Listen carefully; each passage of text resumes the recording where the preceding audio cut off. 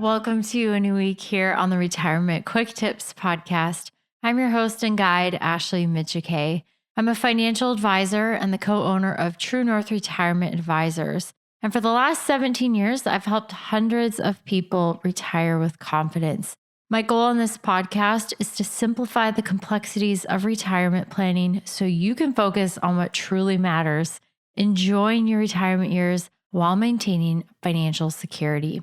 This week's topic, I'm taking a break. Spring break 2025. I actually just got back from Hawaii last night. There's a 3-hour time difference, and I was planning to record what I had slotted in for this week, which is 40 things that I've learned in the last 40 years. I turn 40 in just a few days, so I'm going to kick that out to next week. Because one thing that I've learned over the last 40 years is that sometimes it's okay to procrastinate. But I'm a perfectionist. I actually do have the list of 40 things, but I need to review it and refine it a little bit more. I think there might be a couple of repeats in there because believe it or not, coming up with 40 things over a lifetime even is challenging. And it's taken a lot of thought and introspection to try to figure that out. But for this week, I just want to share with you some highlights from my trip in Hawaii. It was the first time I've ever been to Oahu. I've been to Hawaii several times, mostly to Maui. I've been to the Big Island once. My husband and I went there for our honeymoon,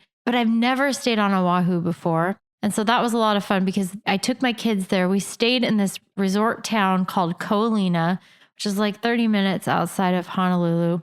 Most of you listening don't have little kids, but if you have grandkids or you're planning a trip with little ones in tow, especially if they're grandkids, I urge you to check out Ko'olina. There's a Four Seasons, which is probably not the best for little kids because it's probably too nice for little kids and probably not enough activities. We stayed at the Marriott in Ko'olina. There's also a Disney resort called Aulani. And then there's other random places to stay as well. But the reason why this place is amazing for little kids, especially if they're not strong swimmers or comfortable in the ocean, which is 90% of kids under 12 or 15.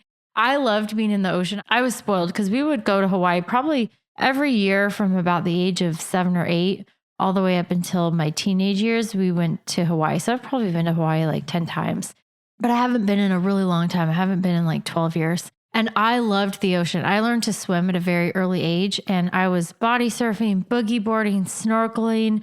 I would drift out to sea and not really care. It freaked my parents out, but I was in the ocean all day, every day. But I loved Ko'olina because of the lagoons. So back in the 1990s, they dynamited the whole shoreline. I'm sure did epic damage to the environment and the wildlife and the reef and everything there. But what it's created are these little man-made lagoons. And there's no riptide, there's no sharks, there's no waves, there's nothing dangerous. It's just a quiet, peaceful lagoon, and all the surf breaks happen way outside, on the rocks at the edge of the lagoon. So as long as you don't venture out too far close to the edge, it's perfect. For my kids, especially my 4-year-old, he loves playing in the water. It was great for me and peace of mind because he could do that and I wasn't having to be with him in the water, holding him 24/7. He could be his little independent, strong-willed self and do his own thing. So that was a lot of fun. My kids learned to snorkel.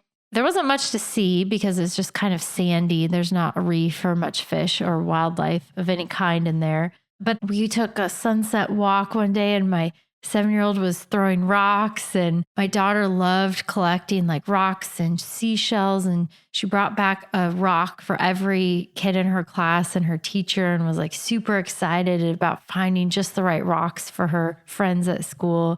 My 4-year-old, he's a character. He is so funny and silly, and he's extremely outgoing. He will walk up to anybody. It could be an adult. He walks up to a grown man. I watched him in Hawaii. He walked up to a grown man and gave him a high five and just started talking to him.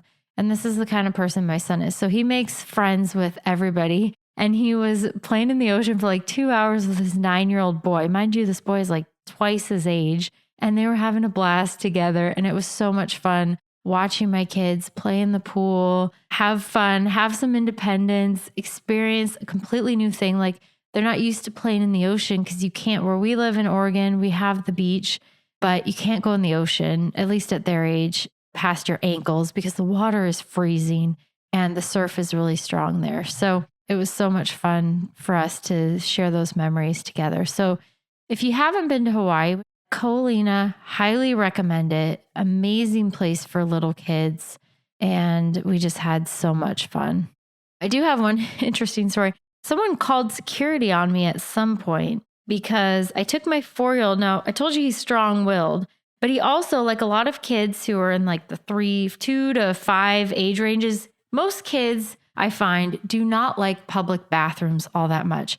The flushing is extremely loud, especially now that they have the automatic flushing on toilets. All of my kids were sort of freaked out up to a certain age about public bathrooms.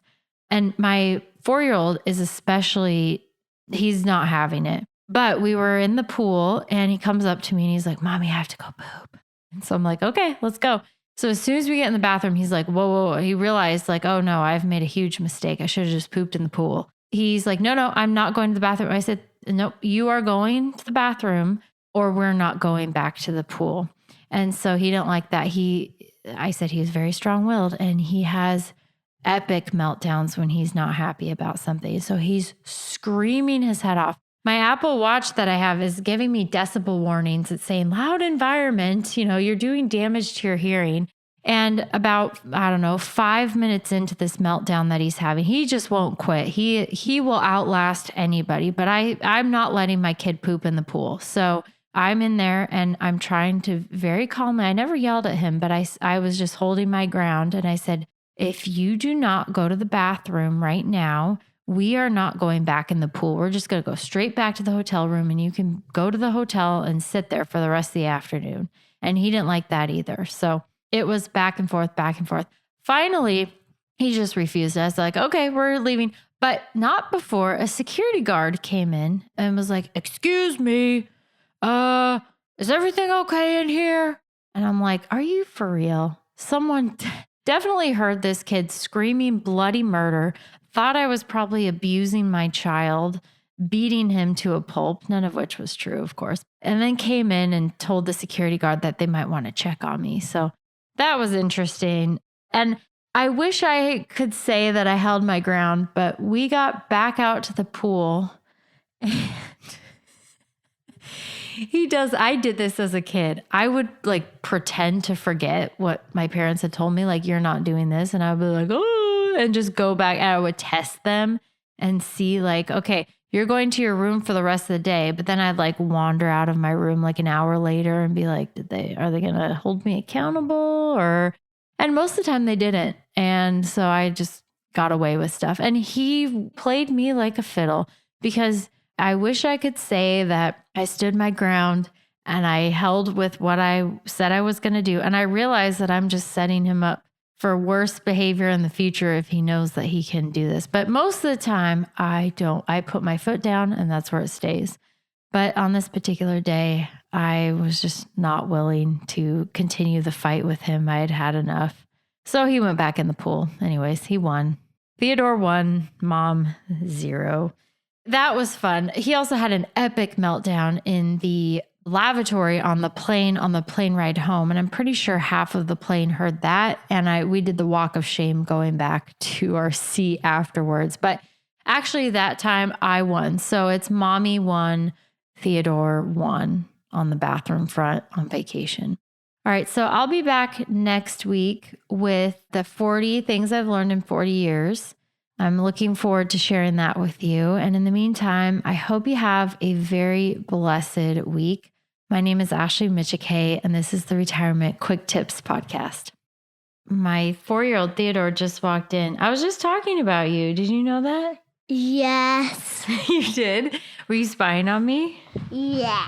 Tell them, what was your favorite part of Hawaii? Okay, so my favorite is going to the beach. Yeah, what'd you like about the beach? Going in the water. Yeah, you like swimming in the ocean? Yes. Was that fun? Yeah. Okay, can you say bye? Bye.